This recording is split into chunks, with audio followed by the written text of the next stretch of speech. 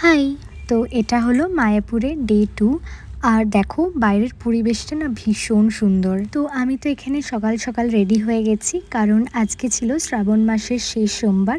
তো আমি, মা, মিমি আর ছোট সবাই রেডি হয়ে যাচ্ছি বাবার মাথায় জল ঢালতে। আর যাওয়ার পথে বাপি আমাদেরকে ফুলও কিনে দিল। আর জায়গাটা না ভীষণ সুন্দর ছিল। আসলে এটা ভাগীরথী নদীর উপরেই একটা মন্দির বানানো হয়েছে, যাতে সবাই এসে এরম জল ঢালতে পারে।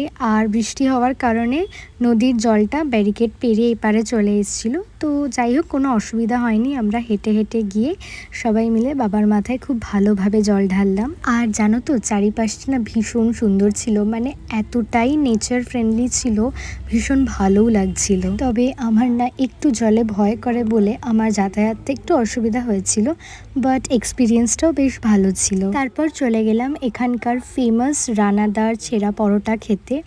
আর ছেঁড়া পরোটা জিনিসটা আমার খুব একটা যে ভালো লাগে সেটা না, তবে হ্যাঁ, এটার টেস্টটা কিন্তু সত্যি খুব ভালো ছিল।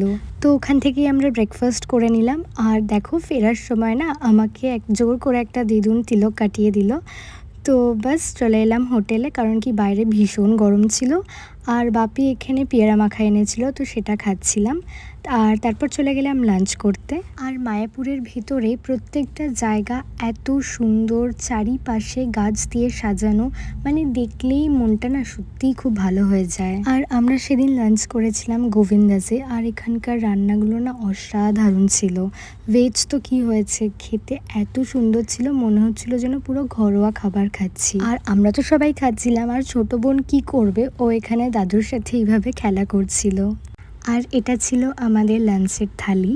তারপর বিকেলবেলার দিকে জানো তো, হোটেলের অপোজিটেই পার্কের লবিতে না বসার জায়গা আছে খুব সুন্দর। তো সেখানে বসে সবাই আড্ডা দিচ্ছিলাম। জায়গাটা তো খুবই সুন্দর। আর এখানে দেখো, ছোট বোন হামাগুড়ি দেওয়া শিখে গেছে। আর বাকিটা তোমাদেরকে আবার নেক্সট পার্টে শেয়ার করব।